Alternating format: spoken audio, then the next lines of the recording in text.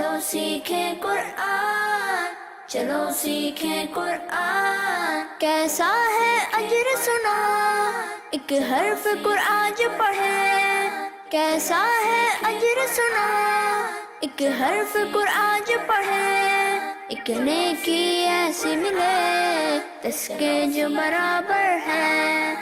अल्हम्दुलिल्लाहि रब्बिल आलमीन वस्सलातु वस्सलामु अला सय्यिदिल मुरसलीन अम्मा बाद फ़अऊज़ु बिल्लाहि मिनश शैतानिर रजीम बिस्मिल्लाहिर रहमानिर रहीम।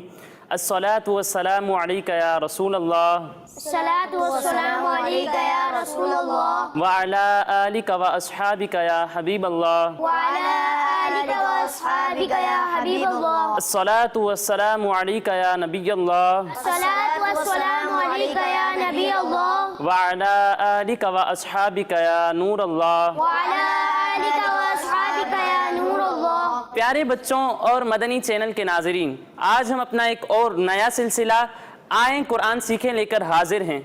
प्यारे बच्चों, कुरान पाक अल्लाह अज़्ज़ा वजल की वो आखिरी किताब है जो अल्लाह अज़्ज़ा वजल ने अपने प्यारे नबी सल्लल्लाहु ताला अलैहि वसल्लम पर नाजिल फरमाई। बच्चों, ये वो मुक़द्दस किताब है कि बिहम्दिही ताला आज इसके लाखों हाफिज़ मौजूद हैं। ये वो प्यारी किताब है कि इसको छूना भी इबादत, इसको देखना भी इबादत, इसको पढ़ना भी इबादत और इसका सुनना भी इबादत में शुमार किया जाता है। मगर आज अगर हम अपने हाल पर गौर करें तो इस किताब को सीखने के बारे में हमारा क्या अमल है, तो यकीनन हम इस किताब को सीखने के मामले में गफलत का शिकार नज़र आते हैं। हालांकि इसकी तालीम की अहमियत का कौन इनकार कर सकता है कि एक रिवायत में आता है कि हुजूर अलैहिस्सलातु वस्सलाम ने फरमाया कि जिसने कुरान मजीद को सीखा, दूसरों को सिखाया और जो कुछ इस कुरान मजीद में है उस पर अमल किया तो बरोज़े क़यामत कुरान मजीद उसकी शफाअत करेगा और जन्नत में लेकर जाएगा। सुभान अल्लाह। प्यारे बच्चों, जहाँ कुरान मजीद को सीखना और सिखाना जन्नत में दाखिले का सबब है, वहीं कुरान मजीद को ना सीख कर गलत तरीके पर पढ़ना अजाब और वईद का बाइस है। कि हज़रत अनस बिन मालिक रदी अल्लाह ताला अन्हु फरमाते हैं कि बहुत से कुरान पढ़ने वाले ऐसे होते हैं कि कुरान मजीद गलत पढ़ने के सबब उन पर लानत फरमाता है। तो इसी सिलसिले में मदनी चैनल के नाजरीन, आज हम अपना एक और नया प्रोग्राम आए कुरान सीखें लेकर हाजिर हैं। तो इस प्रोग्राम में हम कुरान मजीद को दुरुस्त तरह से पढ़ना भी सीखेंगे और जो गलतियां उमूमन कुरान मजीद को पढ़ने में हमसे होती रहती हैं उनको दुरुस्त करने की भी कोशिश करेंगे। तो हमारा जो ये प्रोग्राम है वो 2 सेगमेंट्स पर मुश्तमिल होगा। पहला सेगमेंट होगा जिसका नाम है तजवीद।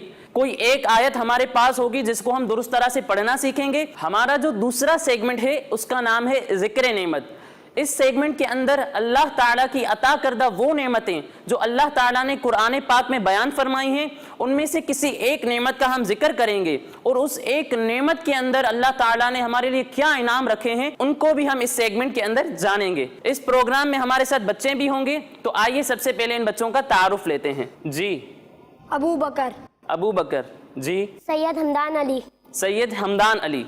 जी, मोहसिन अयाज। मोहसिन अयाज। जी, अब्दुल्ला। अब्दुल्ला। जी, सैयद ज़ैद रज़ा अत्तारी। सैयद ज़ैद रज़ा अत्तारी। जी, अब्दुल बासित। सब बच्चों का तारुफ भी हो गया। तो आइए शुरू करते हैं अपना पहला सेगमेंट जिसका नाम है तजवीद। तो आज हम अपने इस सेगमेंट के अंदर सूरह तकासुर की पहली आयत को सीखने की कोशिश करेंगे। तो आइए शुरू करते हैं सूरह तकासुर की पहली आयत।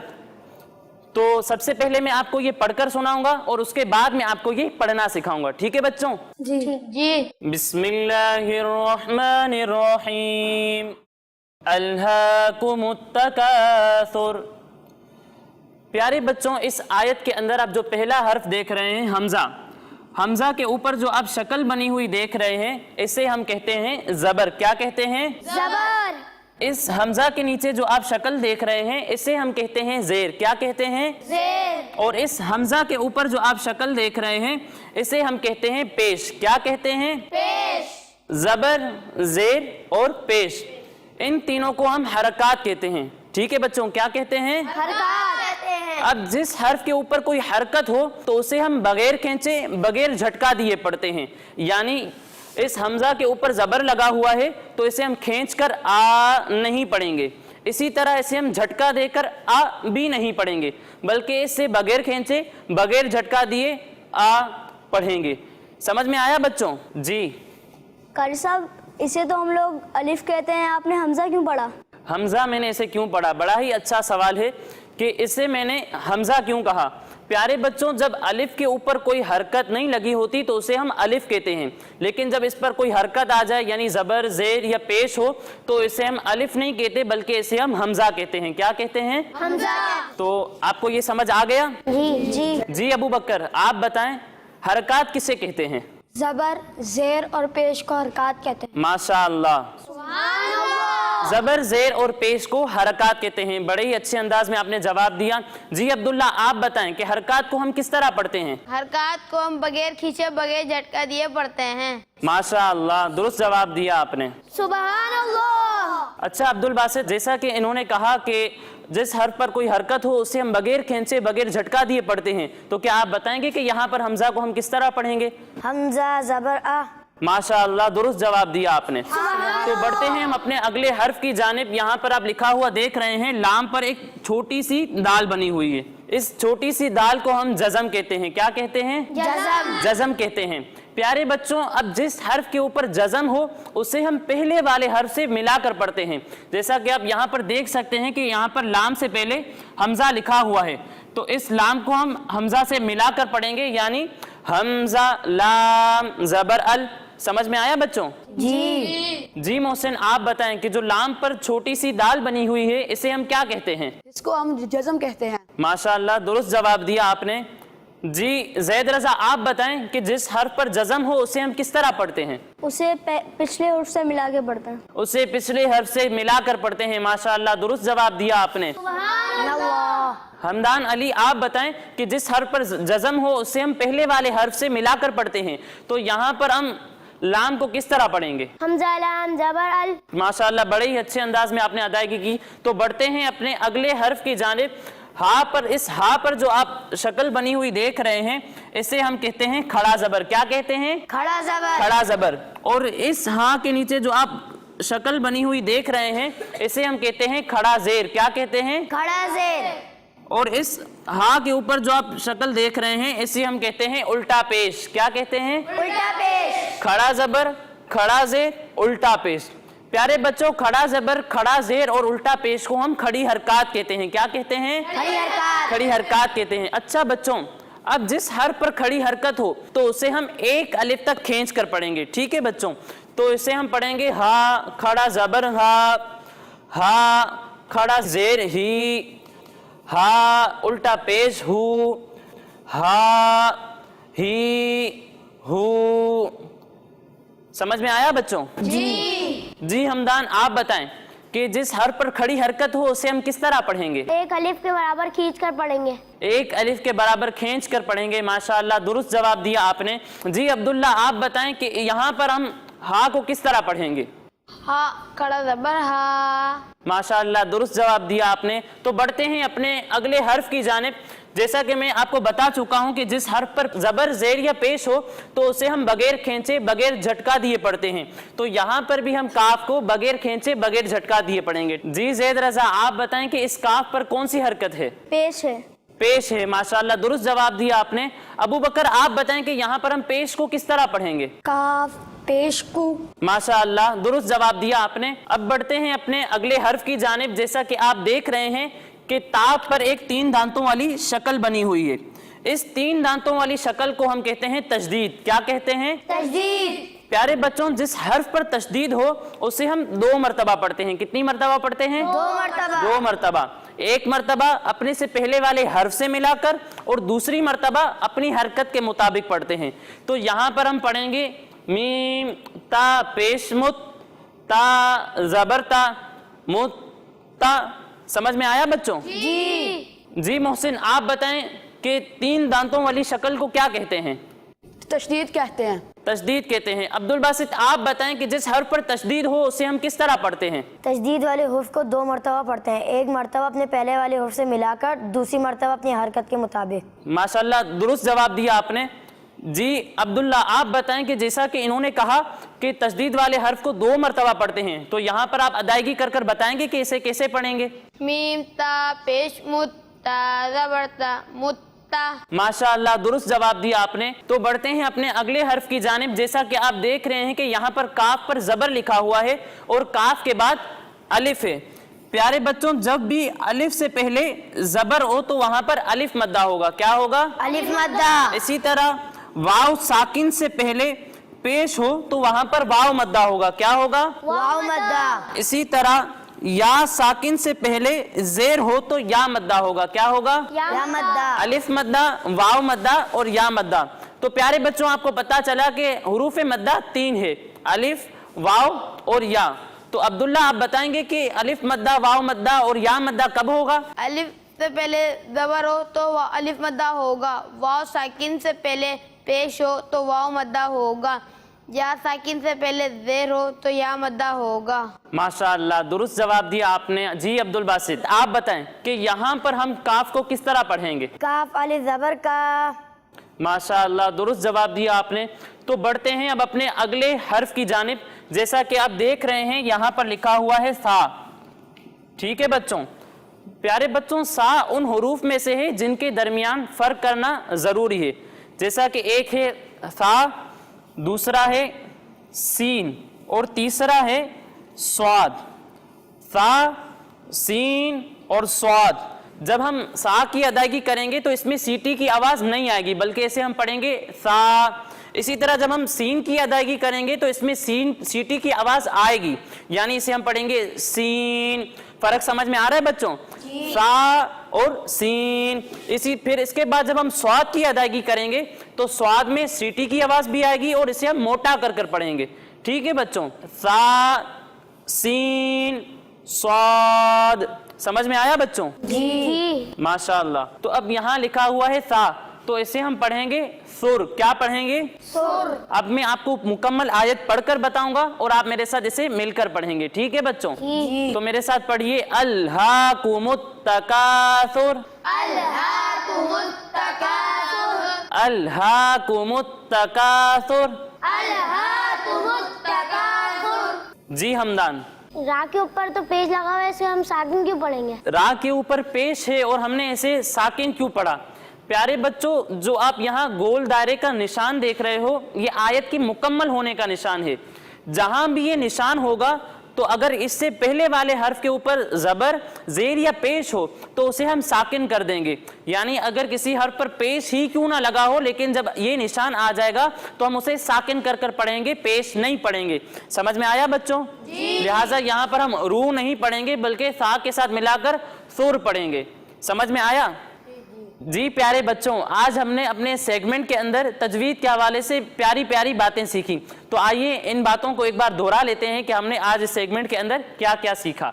जैद रजा, आप बताएं कि हरकत किसे कहते हैं? जबर जेर पेश को हरकत कहते हैं। जी हमदान अली, आप बताएं कि जिस हर्फ पर कोई हरकत हो तो उसे हम किस तरह पढ़ेंगे? जिस हर्फ पे हरकत हो उसे हम बगैर खींचे बगैर झटके दिए पढ़ेंगे। माशाअल्लाह। जी अबू बकर, आप बताएं कि जिस हर्फ पर जज़म हो हम उसे किस तरह पढ़ेंगे?